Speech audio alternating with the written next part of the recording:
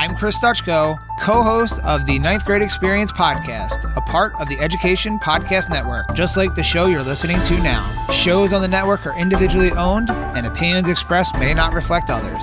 Find other interesting education podcasts at edupodcastnetwork.com. Hey, welcome back. Steve here, and today I'm talking with Jennifer Lenhardt. And Jennifer has written a powerful book that all educators should read. It's called Common Denominators, Cultivating Engagement and Belonging in Secondary Mathematics. Oh, what an incredible book. So much to learn and think about. You're going to love this. And oh, by the way, before you go, it'd be so cool if, you helped out the podcast. Here are a couple ways. One, you could tell a friend and share the links. Two, you could go to my website and leave a review and subscribe. And three, how about click on the link on my website homepage where it says buy me a coffee. And by doing this, you could donate $1 or $2 to help me address, the costs associated with producing the podcast. What do you think? You're cool. Thanks so much. Enjoy the show. So those first 5 chapters about what our students say to us, again, those are the things we hear from them. Like, I don't have a pencil. When am I going to use this? But then there's also this whole other part of the profession, which is how we interact with one another. It's the Education Podcast, your favorite show, with lots of groovy guests and they share what they know. So crank it up to 10 and let your neighbors know that here's another show with Dr. Steve Milletto. Teaching, learning, leading, K-12. Teaching, learning, leading, K-12. Teaching, learning, leading, K-12. With Dr. Steve Milletto. Jennifer Lenhardt is all in for the whole human experiences of students, teachers, and leaders. Whether at work, in her writing, or a coffee chat, she seeks to integrate her experiences as a teacher and research interest in equity and culturally responsive teaching. As a mathematics intervention teacher at a middle school, she worked collaboratively with educators across the district to launch and refine approaches to Tier 3 interventions and to support multilingual mathematics learners. Jennifer's education and passion are focused on the teachers and educational leaders of middle and high school students for whom learning mathematics is yet to be a source of joy, inspiration, or belonging. Through ongoing analysis of factors that affect the development of students and teachers' multiple and intersecting identities, Lenhardt seeks to describe how we can better understand our lived experiences in and out of school and create the spaces necessary for flourishing. Our focus will be Jennifer's book, Common Denominators, Cultivating Engagement and Belonging in Secondary Mathematics. Jennifer, thanks so much for being on the show, and say hi to everyone. Hello, hello. Thank you so much for having me. It's a delight to be here and spend time with you today. Well, we're glad that you're here, and we got to start off with this. Why is your book called Common Denominators? Great question. Common Denominators is a nod, a little bit of a tongue-in-cheek nod to the mathematics content, and I'm speaking to middle, secondary math teachers, but it's also really a nod to what the heart of the book is, which is developing and refining a reflective practice and skill set at noticing what is consistent, what are the pieces that are common among these various interactions that we have with students and with other teachers in our field. So the book seeks to identify what is going on beneath the surface that is common. Students are saying things like, I never learned that. I don't have a pencil. I'm not a math person. This is a common experience. It happens across every class period, nationwide, right, in a variety of class settings, but there's something consistent and persistent underneath of that. And that's the work of kind of figuring out what's going on with those denominators. Those are the pieces that are common. That is awesome. And I love the reference. So it really fits well to have a math concept in the title of a math book. So good stuff. Thanks. All right. So what was your inspiration for writing your book, Common Denominators? Because it got to be something that said, I got to make sure I write this and that I finish it. Yeah. Yes, definitely. The inspiration came from a deep knowing that there was something underneath the surface of repeated interactions with students and with teachers. It seemed to be early in my teaching career that I would answer the questions that were being asked directly or support the need that was being asked directly. So let's go back to some of those other statements like, when am I ever going to use this? Okay, well, I could provide an answer to that. Or I don't have a pencil. I can provide supplies to that. Or, and it just became this moment of pause as a teacher where I said, hold on, I don't think that's what this is really about. And I have I don't really know how to professionally describe it. It's just like a knowing in my knower that there was something else going on beneath the surface, and that I wanted to dedicate time to analyzing those patterns and trends, unpacking more of what was going on so that I could meet a need that was maybe unspoken. So what was being said on the outside were some words, but it just became clear that that wasn't consistently what this was really about. So writing the book was a way to make visible or create a record of that type of work that was part of my professional practice, and then my work as a consultant as well, where you really are sussing out what is going on so that you are crafting solutions and differentiating instruction and meeting the needs that are maybe unspoken or unarticulated, and not being exhausted professionally by just meeting 1,000 above the surface needs, when really what's going on maybe are 5 key under the surface needs. And if you focus your attention on those, some of the rest of the stuff is going to sort itself out. And that felt also like an investment in developing a more sustainable practice. So I learned some lessons along the way, and those are the things that are captured in the book. That's excellent, and I can't wait to get a couple of them because they made me smirk before as I started reading the titles, and I went, yeah, heard that. Oh, heard that one. Yep, that one too. So, good stuff. All right, so your book is divided into 2 parts. Part 1 is titled, What Our Students Say to Us, and Part 2, What We Say to One Another. So why'd you set up your book this way? Right. I think I originally wrote the chapters and thought about the content separately. And then I realized there were really 2 major groups here. And if that grouping was of any use to teachers or to readers, then it would make sense to organize the book that way. So those first 5 chapters about what our students say to us, again, those are the things we hear from them, like, I don't have a pencil, when am I going to use this? But then there's also this whole other part of the profession, which is how we interact with one another, and patterns and trends and common denominators and what we're saying to each other about the work, things about grading, things about students' prior knowledge, things about the profession in general. So that it became this moment where, while student-centered, the conversations that are student-centered make a lot of sense in our profession, but also teachers, the whole human adults involved in the profession, also warranted attention and focus in a similar way. So that was kind of the reasoning behind grouping the chapters that way.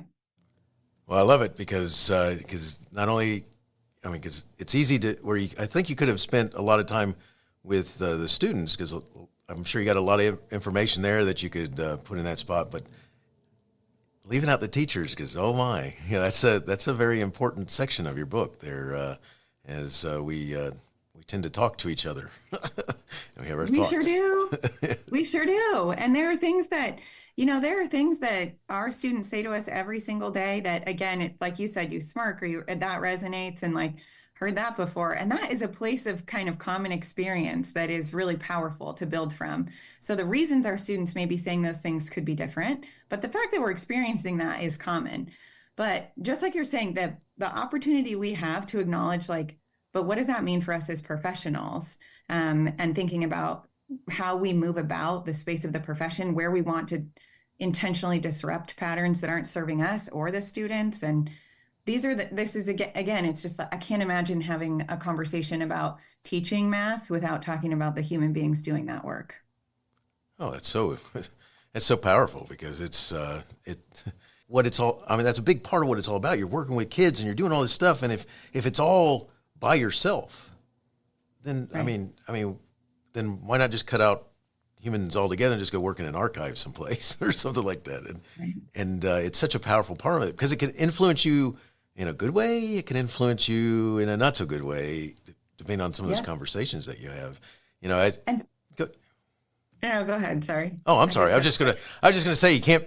I'm a former history teacher, and you can't be a history teacher without having heard, the comment, when are we ever going to use this? And or something, one that's not a chapter, but maybe that fit right in there, was the idea that, do we need to know dates? But I don't have a pencil and stuff like this, but teachers talking to each other, you can be a really good support system for each other, or you could be the opposite, which is, wow, I was feeling good before I walked in this room. Let me sure. Go to that neighbor. but I think everything that you've written about just really hits home, and I can't wait to talk some more. So. Thanks. So when we think about and I want to go back to your first question about why did I name it this, the common denominators, that my maybe major premise in the book is that those two things underneath the surface, the two things that seem to always be at play, are matters of engagement and matters of belonging. And the first part of the book focuses on how that manifests for students. But I think maybe the most succinct way to say this, part 2 of the book, is how belonging and engagement manifests for teachers. Because those are also two critical parts of sort of our human existence in the profession, belonging and engagement as well. And so those threads are common. Again, like if you think, it's helpful to parse it out and say like, okay, well, how does all this unfold when we're really focused on students? But engagement and belonging are not to be ignored when it comes to really what we're thinking about for the teachers, for sure. Oh, you got that right. And I think, I wonder if, some of that burnout that's been written about all over the place, and it has a lot to do with they're feeling like they're on their own and they're not connected with others, and they don't belong in whatever place, because that's so important. My best teaching was in a school where all my experience were in high schools, and but I had the most special place where we were all about. They brought up some teaming ideas from the middle school into the high school, and we taught on these teams, and we worked together, and the team really worked well when the adults really liked being with each other and talking and working it out, and used planning period to talk about the things that we're going to use when we're working with the kids, and this is going to be a big part of it. And oh my gosh, and it's really cool, because that is it's a big difference from the idea that you walk in the room, you close the door, and you don't see anybody until lunchtime, or something like that. Sure. But good point. All right. So, before we go any further, you have a lot of cool formatting in your book, but I want to focus specifically on a section that it's called Pause and Ponder. Why'd you include those? Yep. Well, because alliteration is fun, right? No, oh, yeah. Just kidding. I think that it would be easy to read through the book and think those are nice ideas, but what are the implications for my practice? So the pause and ponder, and especially because being a reflective practitioner, I think is really critical. So what I aim to do in the book is cue that, right? Cue this moment to say, like, if you haven't already paused to think about this specific application or this specific implication of what I'm discussing with your own practice, but also to sync it up and shore it up with your own experience. It's really an invitation to say, my story and way of viewing the world and what's unfolding isn't the only perspective that's important here. Yours is as well. Let's make space for that in this journey together through the book. If we were in person having a conversation, I might share a perspective and then ask you what yours is. But because I'm not shoulder to shoulder with every reader, those pause and ponder prompts really are an invitation, not just to apply my own, the work that I'm putting forward in the book, but to bring to the conversation your own. It's this moment to say, like, and also, what are you seeing? What are you noticing? How does this jive with what might the implications be? How can you apply this thing? What additional questions come up when you read this? What's your, have that check-in. What's your reaction when you read something like that? Who can you talk to about this if you needed to process or wanted to think more deeply about those things? So the pause and ponder prompts are really aimed to serve a few functions, like really tactically take some time to metabolize what you're reading, but also an effort to cultivate some belonging as the reader engages with the stories I'm sharing and strategies. Love it. And it works really well that way. And it's, because it's kind of like a timeout. All right, timeout. What'd you just read? And I like that. Good stuff. Right. All right. And there's a margin of density, right, for how much we can absorb in any given moment or really make sense of, and when we need to move on. And so being able to say, like, okay, those might be really powerful pausing places. If you were reading this book in a PLC or reading it with other folks, those might be then you don't have to generate your own discussion questions. Maybe you just want to use those and take a part of a chapter, read a section, discuss the pause and ponder prompt. And maybe that's a way that it could be another use if you're engaging with this reading collaboratively with others. Oh yeah, that really helps, because it's one of the coolest things is you're talking about connecting and being engaged, and one of the things as an adult is that you realize that you're with other people who like to learn. Yeah. And when you do a pause and ponder like that with others, you start finding out that some people see things a little differently, even though you might be going the same direction. You kind of come up with different answers. You go, ooh, I didn't think about that. That's right. Yep. One of the phrases I write about is kind of like being like-missioned or like-purposed as opposed to like-minded. And I think that's really important when you hit the pause and ponder, right? This isn't about necessarily being like-minded. It's sort of your uniqueness and your unique mindedness around this is really valuable because we're like-missioned or like-purposed to cultivating engagement and belonging for students and for ourselves. Oh, that's so awesome. I love it. All right. So let's look at a couple of the chapters in part 1. What our students say to us. One of my favorites, and I just want to make sure everyone understands. All right, you're gonna have to get the book to get all of this. All right, so I'm not going to all the chapters. So not that there's anything wrong with any of the other chapters. That's not my point. But one of my favorites, and by the way, I learned to stop asking authors to tell me their favorite because a lot of times you get this. That's like picking my favorite child. What? And so I instead choose my own. And one of my favorites is chapter 2. When am I ever going to use this? And in this chapter, you have a segment titled, What's Really Going On Here? Let's talk about this. Yes. Okay. I introduced this chapter with a story about a student named Alexi who says something like, when am I ever going to use this? And it was in that moment that I had this realization, like, I don't think that's what he's really asking. I can answer that if that's what he's really asking, but I just don't think that's it. And so in the section around what's really going on here, I make an effort to articulate, I think what was going on is, or patterned or systematically recurring themes of either a student feeling disconnected from the content or feeling disconnected from the people and the learning environment in that moment. When am I ever going to use this? It felt like middle and high schooler, almost like deflection for what is really vulnerable, which is to say I'm either lost in the math or like lost in the social setting. And I'm entirely disconnected from this. And the way I'm going to show that is by saying, when am I ever going to use this? Like, prove it to me. Prove to me that this is worth my time, and then I'll get engaged. And I might just trouble the narrative that that's the premise of the argument we want to really be responding to, instead of saying like, well, if we approach that, there's something maybe inherently combative around when am I ever going to use this? It puts the teacher in the position of like justifying the learning maybe, rather than saying like, what is it that you need, right? And helping a student reframe and say like, you can just ask for what you need. So do you need a chance to take a break? Do you need a chance to reconnect? Is this really about the content? If it is, like, let's get there. But you're smart also. We can figure out together. You tell me, when would you ever, here we are factoring polynomials. How is this related to anything in your life? Because that connection making muscle is one we want our students to develop. So while I can do that for you, what's more helpful is if you learn to do that for yourself, and I can scaffold that conversation for sure.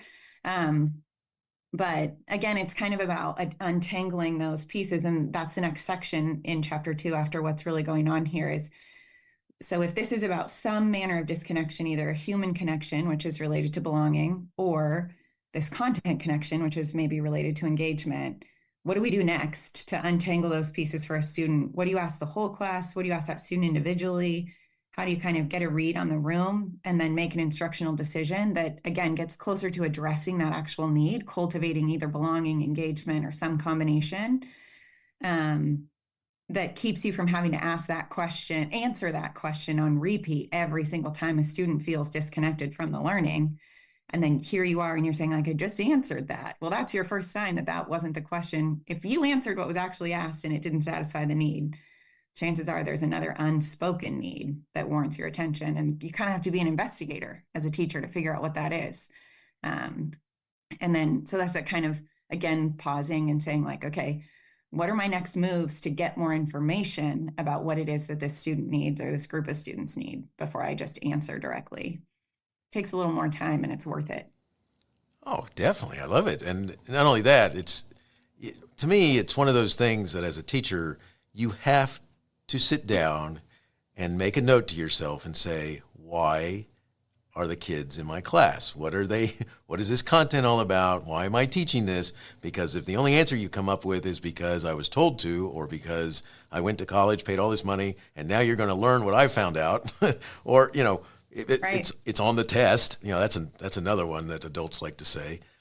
If that's the only reason, it's like, ooh, I think we need to have a talk with ourselves, which is that seriously? Yeah. Because otherwise it's a good question. A lot of times kids ask questions like that because it is combative. They want to see, how do you react? Are you going to, Maybe. are you going to stumble through this? Are you going to tell me something dumb like because it's on the test or because I told you so? Because you have to, because you happen to be assigned to my class during this time of the day. And, whereas I think, if we have a real conversation, there's a lot going on in a kid's mind. Why do I need to know this? What is there a purpose here? And, it's my colleagues in the math world, that's, you're not allowed a break because, there's even, stand-up comedians that like to joke about that, So, Totally. Well, I think we've all had that experience too, where you thought like, how is this connected to my real life? What in the world do I need to do this for? Right? Like right. we ask that question all the time. I think if you can't necessarily find an immediate application, it doesn't mean that the learning isn't worth it. And I think maybe that's one of the important things to unpack a little bit with students is to say like, well, let me backtrack actually, because I think students can, in this generation and the upcoming generations where Siri and AI and technology can help answer many of the questions that typically occupy a lot of math instructional time, right? So if Siri can answer that calculation question, a student asking, when am I ever going to need to know this skill, long division, like those are the types of things, like that's a good question to trouble the narrative within the profession and say, what are the parts of learning mathematics that are essential to maintain? And then what parts evolve as the technology available to students evolves? Now, since let's take something like the skill of long division versus number sense as a way to pull apart. Now, does a student need to flawlessly execute on long division to make it in the real world? No. Do they need to have some sort of number sense so that when they're looking at a graphical representation of voting and polling data, they can fundamentally say like, wait a second, why does that chart show 97%, but it also shows 37% and 15%? That pie chart should be 100%, right? Like the general sense that like, hold on a second, you get your receipt and you look at it and you're like, wait a second, there's no way that my total should have been, I was kind of mentally aware of the rough amounts of what I was putting in my cart. How did I end up with this big total? And you're like, oh, that one got scanned 3 times, right? Those are actual applications of number sense that serve you in the real, it's that sense making work, right? Versus this skill analysis. And I think maybe that's a place where we can also pause and ask students like, well, what part are you asking about, right? Like, when am I ever going to use what? When are you going to use like factoring polynomials or division rules? Or that's different than when are you ever going to have to think critically and solve problems? Like maybe always and forever. So let's practice those skills. Yeah, see, that's what I love about math is that it's all problem solving, and I don't mean that in the traditional sense. I mean it's figuring things out and working through what you're struggling with. When I was in college, one of the things you talk about number sense. One of the things when I was doing my undergrad work, one of the things that I'll never forget was I've always had an interesting time in chemistry. All right, and Yeah. I mean I did okay in it in high school and then in college and. Twice accidentally, mind you, setting the lab on fire. But, hey, wasn't a bad thing. Got put out real fast, but learned why there's certain things you don't mix with the fire, all right? But, it was interesting because I had a friend who, as you're doing these different formulas and the different work and stuff, and he'd go, wait a second, that number's not right. He goes, because it shouldn't be that big, or it should be a negative number. It shouldn't have come out like that. And I'm like, how in the world are you looking at that? Because all I was doing was trying to solve the problem and get it done.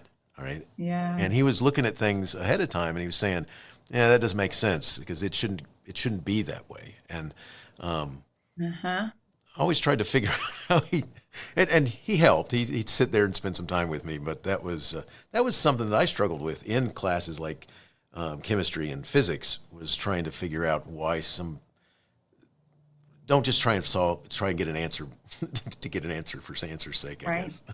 But right.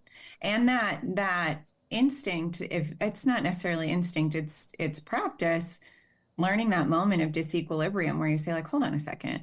And that kind of side squinty eye of like, that's not what I would have predicted I ended up with. What happened here? And then you go back and you check your work, right? Like those are truly life skills. Like that outcome is just not what I would have expected. Or in our house, we jokingly say in our super slang, like, that math ain't mathin'.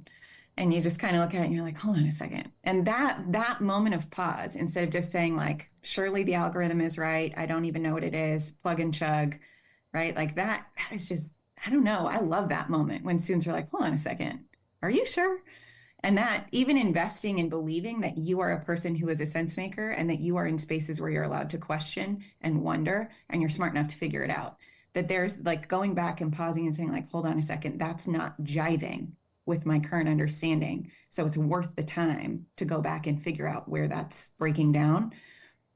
That is the type of critical thinking and the type of kind of like logic analysis that will serve you for a long time in your life, no matter what career you choose, no matter what path you choose. Those moments, I think, are super powerful. Totally agree. Awesome. All right, so let's shift to another chapter. In chapter 5, it's titled, I'm Not a Math Person. Sorry, I shouldn't laugh, but heard this one a lot, especially from adults, by the way.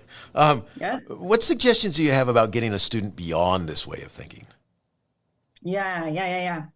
That's a great question. I think that as painstaking as this may be, and I think there's value in figuring out, each teacher and all their student interactions can be unique, but also have some similarities. I'm not a math person I hear it as a statement of identity. And maybe I see the role of educators in this space as speaking a little bit, disrupting that narrative around identity and breaking it up a little bit and thinking more about like a behavior. So I have a hard time in math, or I don't learn math easily, is really different than I'm not a math person, right? We don't see in many other subject areas this sort of social norm around declaring that you're just like not good at this, right? Or that this isn't a part of your identity, right? So I use this a lot where we don't hear as many adults walking around the world saying like, I'm just not a reader, as opposed to, we hear people say like, I don't enjoy reading for pleasure. We hear people saying that, or like, I would rather listen to an audiobook, or I can't remember the last time I picked up a book. But the identity statement around like, so to me, that speaks to like, there's just this lasting narrative that being a math person or not being a math person is like a true construct, a true binary. And I see our roles in the profession is really disrupting that and not letting it kind of persist. But I think that when we speak to those false, maybe these like constructs, we want to find ways that gently chip away at that and give students permission to tell a more broad story about what it means to be a learner and a doer of mathematics. And in the book, I talk about strategies. This one's really, in chapter 5, it's the same analogy that I carry forward in chapter 8 as well, which is kind of about this long-term relay race that is a 130-mile race in Portland, from Portland to the coast. And I use that framing to help teachers and to help us think through how do you go about gently chipping away at the narrative that says I'm not a math person. And that includes sort of thinking about your role as improving morale, your role as the teacher to create instructional opportunities where students can find small successes and break up this. So instead of that all or nothing, either I love this subject or I hate it, either I am a math person or I'm not, being able to have more bite-sized experiences learning where you could say like, oh, that piece was more challenging for me, but I nailed it at this one. And being able to kind of, again, just break it into smaller pieces so that you can tell maybe a more accurate story. And it actually helps the teacher figure out, okay, well, what parts of the math learning are really getting stuck for you rather than this wholesale, right? We may not be able to change that whole story in a student, but we may be able to break down a little part of it and break that up and say like, that's not absolutely true, right? Like I saw you making sense of that yesterday and you really persisted. And that kind of makes you a math person. But I think another important part to acknowledge here is the ways that identities are developing in middle and high school for students, and to honor the self-expression, if you will, of students saying like, I don't like to be associated as a math, for like, that could be like, I don't want to be framed as a nerd, or I don't want to be thought of as my peers, as maybe I've got part of my identity wrapped up in being a cool kid who's always confronting the teacher or getting kicked out of class. Like,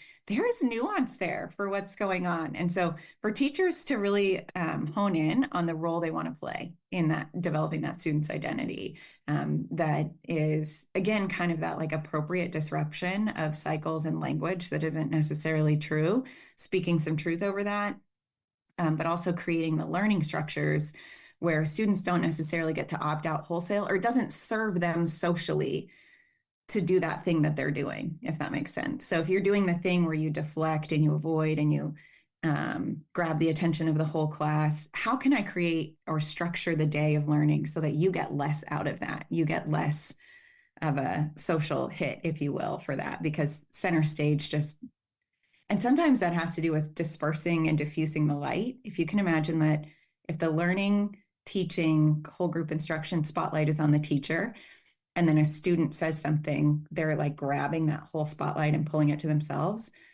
But if the structure to begin with is more diffused light across all of the students engaged in the learning in a more, maybe it's learning stations or these different areas, then when a student like pulls, they're only pulling part of the light because the rest of it's already dispersed. Does that make sense? They're not like pulling it all. They're not just moving the spotlight from the teacher to them or from a peer to them. And that's one of those ways to kind of mess with the dynamics and the social structures that are creating the conditions where students are getting something out of that disruptive behavior. If they're getting a need met that way, you want to think about like, okay, what's the real need? And then how do we meet it more appropriately so that we can stop engaging in these other like maladaptive behaviors, if that's part of what's going on. Yeah, it's an amazing thing. And it's one of those things. It's like, I like to joke, I went through Calc 2. And there's a reason why I didn't make it. I didn't go beyond Calc 2. It was awesome, but I like to joke that that's where I went to Calc 2, and then I say it like that, what I just said. But depending on my audience, right? Okay, but the point is that what started happening was, because I love math, and then I started running into some obstacles, and some of those obstacles were things that were me. I had a professor sit down with me. He goes, I want to show you where you're making algebra mistakes. This isn't calculus. He said, there's some algebra. And one of the things he threatened me with was, I'm going to take your erasers away from you. Because he said, look, he goes, I can see where you're doing it right, and then you changed your mind. And I think in my case, second guessing and not wanting to be embarrassed, because I had some friends who were some serious math guys. And at some point you go, well, all right, I'm going this direction. Right. So what you're describing to me really reminds me of feeling kind of like learning intimidated. And so it's like, if I don't see a way for myself to find success here, I'm going to choose another path, because the social cost to being embarrassed is really high. And to feeling like I don't get it here in this space is not a feeling I would like to tolerate. So I'm literally going to enroll in something else. Like, there's so many research studies about this where students just choose something else because the path ahead of them is so, like, the distress around engaging in the learning is, the cost is too high. It's too intense. And it's not necessarily wrong to pursue avenues that maybe expand more easily for you, but that has nothing to do with like your identity as a math person or not a math person. It has to do like with what you chose next because of what you felt like doing or what you wanted to do.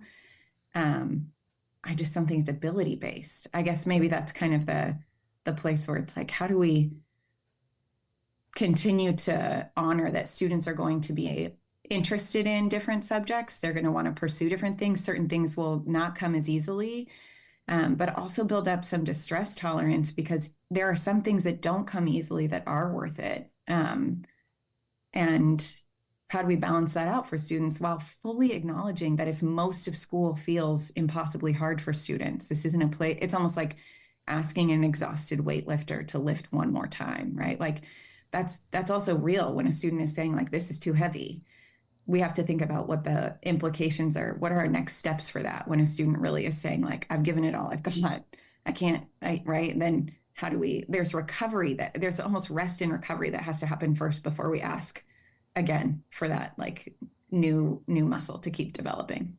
Oh, I get you. That's it. And, and one of the things that happens in there too is that sometimes, to go with that is when you have that adult who takes the time to point out, like, and I'm going to go back to that professor because he wasn't chewing me out. He said, I need to talk with you. And he said, let's meet after class. We met after class one day, and which was a unique thing, by the way, because this was, he had office hours and stuff like this, but he's actually making time for me. And he said, he goes, I'm going to show you what you're doing wrong. And I learned a lot from him in those few minutes, a lot more than I did in that class, because he's spending time helping me, because I was doing it under his eye as he'd go, okay, stop, you're getting ready to, don't go there, that type of thing. And it really kind of helps you, as you connect with somebody that way, or they connect with you. I think that's something, which is something that I was picking up from what I was reading, what you're talking about. And it's, I think it's so important because you kind of figure out how to get them from thinking, putting that wall up that says, I can't do this because, and they usually don't have an answer. Right. And what you're talking about really is that opportunity, that professor you would not have been able to receive that one-on-one instruction in the context of the whole class. Oh, yeah. The social stakes to get that kind of instruction in the whole class setting are too high. So you are in fight, flight, or freeze. You're not listening. It doesn't sink in. You feel right. Like the whole context around the exact same moments. He's got the exact same information, but given to you in front of your peers or given to you one-on-one has a completely different impact on you. And the challenge for a classroom educator is to say, how do I get that one-on-one time when I've got 30 to 35 other students in the moment, right? And how do we structure? So part of the strategies that I put forward in that chapter are really thinking about how do you organize small group learning stations so that you get closer to one-on-one or 1-to-5 instructional time with each student where it's needed because of the student's capacity to receive the learning in that setting versus in a whole class setting or versus one-on-one while you're circulating. And those are some of the tactical pieces of the book I hope are really useful to teachers. So like, here's the theory, but also how are we going to execute this? Because what do we have to shift around, again, the structures, the learning structures that we've got set up in our classroom to give you that avenue into that conversation. So you can really watch a student work through and be like, aha, that's where it is. And then at that moment, and then it changes everything for the learner and for the student. Oh, that it does. And not only that, then in what you're saying, in changing everything, one of the things it has a possibility of doing is chipping away at that thought, I'm not a math person, or I'm not this is not my thing, or something like that, which is, once you start chipping away at that, it goes away. That counter message the teacher then is sending, and what your professor sent you is, you're worthy of my time and attention. Oh, very much so. That's a big, yes, it's always when an adult sends that type of message, it's nice because it matters to them, or at least you believe it matters to them that you're successful. Yeah, that's right. So you think about those, like, I was talking earlier about the structures. Your professor was teaching you about the content, those engagement pieces of the mathematics itself, but then like, who are you as a learner in this space and do you belong? And your professor is saying like, listen, if you want to belong here, you can belong here. Of course you can, right? It wasn't your professor saying like, you should probably choose another major or like those types of things where those are messages of like, you don't belong here. We want to do the opposite. We want to say like, listen, as long as you want to belong in this space, you belong in this space, right? I love that message because I don't know about you, but I myself have been in some of those classes where the the instructor starts off by saying, right now there are 78 of you in this class, and I intend in 3 weeks to be down to about, 25. Right. And that's pretty much exactly the right numbers that if I remember that conversation correctly. What a missed opportunity. We've been on the receiving end of it. Yes. Our work is to make sure we're never the ones creating that. You got that right. All right. So let's shift into part 2. In part 2, we say to one another. And chapter 6 is what I want to talk about here because it's titled, I Don't Give Grades. My students earn them. In the beginning of this chapter, you have this comment. So you're just not going to follow the policy for submitting grades? I love this story that's being told right here. Put this in context and let's talk about grading. Yes, this was a conversation I had with the principal. In my grading system, I put INC for incomplete in anything that a student hadn't turned in. And it was time to turn in semester grades or something like that. And my grades were showing as not entered. And the principal came to say, you have to enter your grades by the end of the day. And I said, I did. And he said, no, you didn't. I said, yes, I did. And he said, well, these ones are showing as incomplete. So your grades are not submitted. And I said, well, they are incomplete. And he said, you have to change them to zeros and then submit your grades. And I said, but they're not zeros, they're incomplete. And he was like, well, he said this, the system doesn't accept incomplete.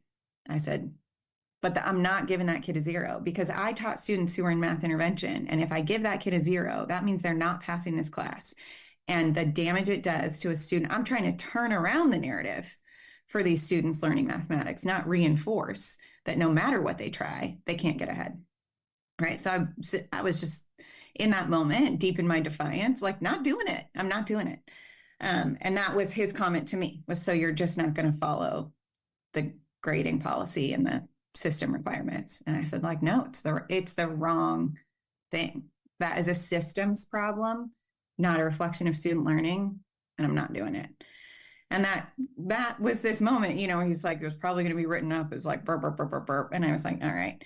Now, in that moment, I would say my approach may have been different if I felt like my job was on the line. My approach may have been different if I needed to preserve, right? There's something to be said for how we strategically disrupt. I may have brought this to the math department and looked for collective disruption.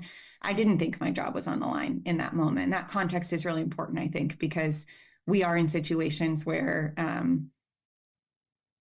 something like insubordination or like grounds for termination, I'm not recommending those moments. So I'm just kind of like a word to the wise, right? But in this moment with this administrator, what I basically wanted to say was like, sounds to me like you're asking me to participate in a broken system that harms kids. No, thank you. I'm not doing it. And I actually don't know what came after that. I don't know if he changed them to zeros. I don't know if their grades went out marked as incomplete. I made sure in every single comment for the students for whom because you could attach like narrative comments on grading cards, grading reports. I remember including narrative that said like, so-and-so has yet to have the opportunity to learn such and such a standard. And that could be because they were absent from school all the time or in school. So it didn't really matter to me. But the point is, they haven't had an opportunity to learn that. And so the grading, if there's like a zero there from the system's perspective, it's not telling the real story of where the student's at on their journey. And again, that sort of speaks to our work in identity development and the role that we play. And it's in that chapter that I think I introduced this framework I think is really helpful. And I hope others view it that way as well, which is to just break it down and to say like, well, who does this help and who does it harm, right? So you take that moment of like the grading system or entering zeros. Who does it help? Who does it harm? And any homework is traditionally assigned, participation grades, and grading more generally. You could break apart every line item in your current grading policy. And with your department, you could ask, who does this help? Who does this harm? And who, meaning maybe large groups of students, but also specific students. And when you read through that, who does it help and who does it harm? The next question is, well, what are we going to do about it if there's maybe anybody listed in who it harms? Why would we want to have any grading policies, any policies in education at all that harm anybody? And we're a pretty smart group of people. Don't you think we could find a way to create a grading policy that does no harm? And we know some things about the harm of a zero, the harm of an F, like all of these. It's not that we don't know. So what does it take to make our policies reflect what we do know and have policies that help only or are neutral at best, but don't cause any harm? It's so powerful, and the whole talk around grading could be a series of podcasts, not just one part of an episode. And because one of the things that happens in there is that oftentimes a kid who says just give me the zero, just give me the F. If you go away, then they've solved their problem. Fine, I don't have to do it because I made you go away.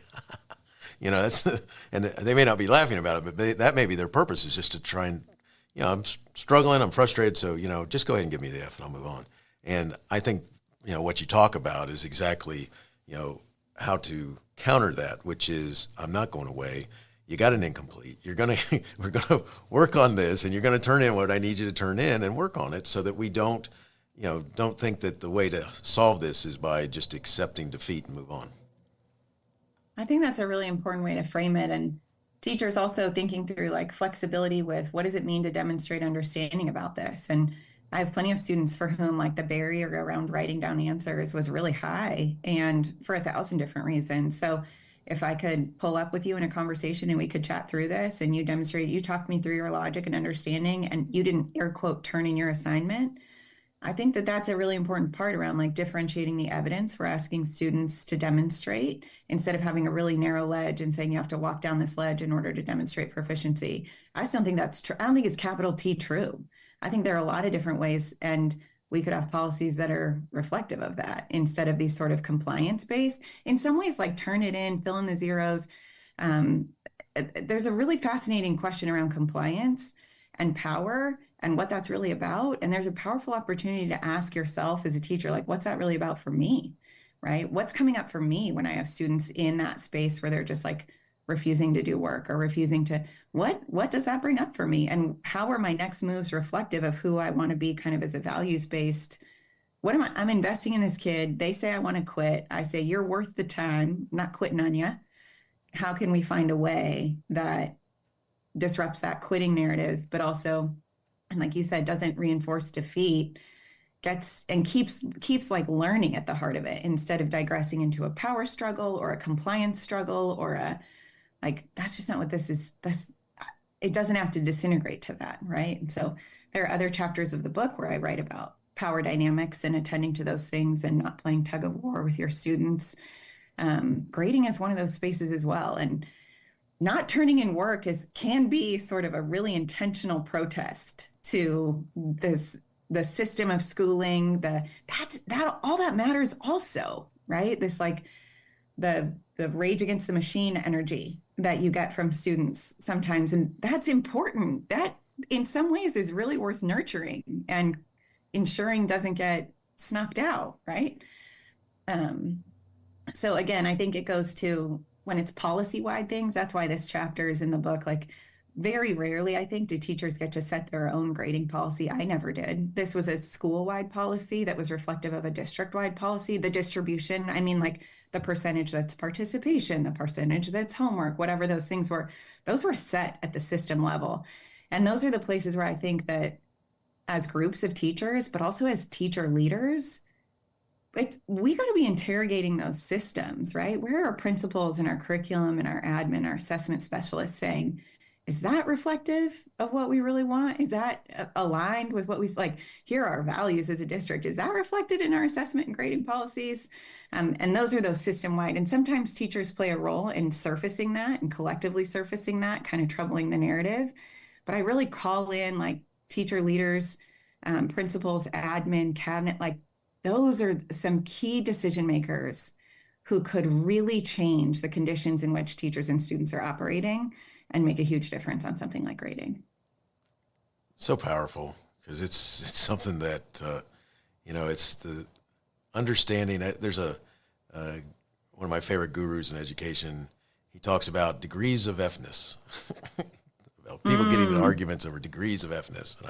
And I love that conversation, because sometimes we get so caught up in that type of thing instead of thinking about how we get the kid beyond the, oh yeah, make me do this, because to me, that's a challenge, is to see if you can get them beyond that mindset. It's like, oh, come on, now we're going to have fun, because now you told me that you're just doing this to get me to go away. I'm not going away, man. So right. Gotta love it. I gotta love it. So we're, and by the way, fourth wall for a second. So I'm going to need to skip. We're getting close to an hour, and no, so I'm going to. Oh, don't sorry.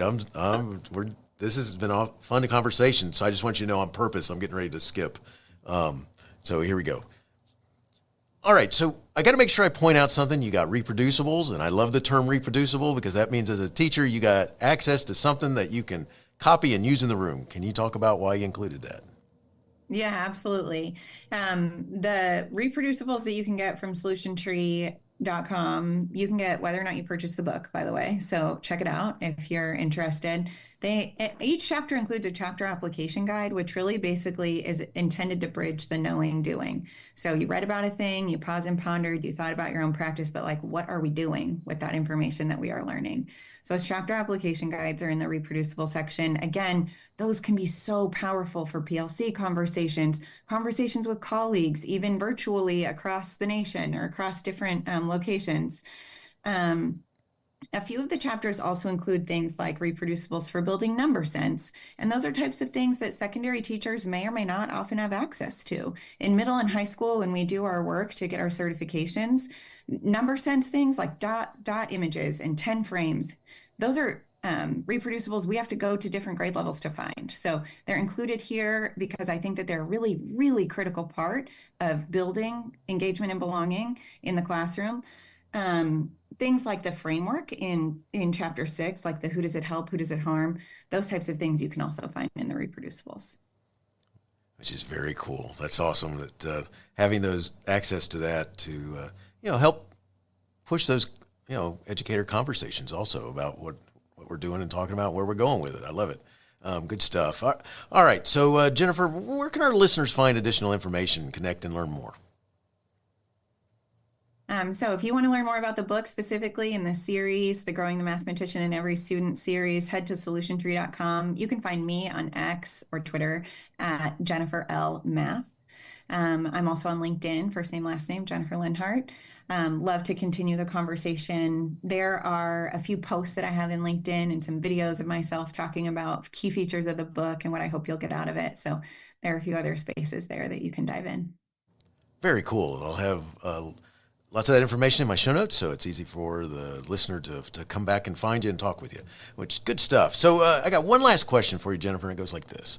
Do you have a teacher in your past who made a difference in your life? If so, who was it? And what would you say if given the chance to say thank you?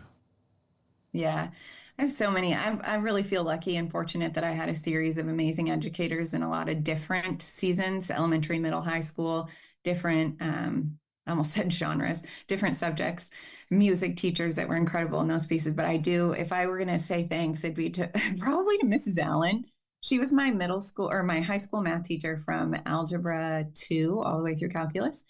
And she was such a patient, she was entirely unbothered with the quantity of my confusion as a learner of mathematics.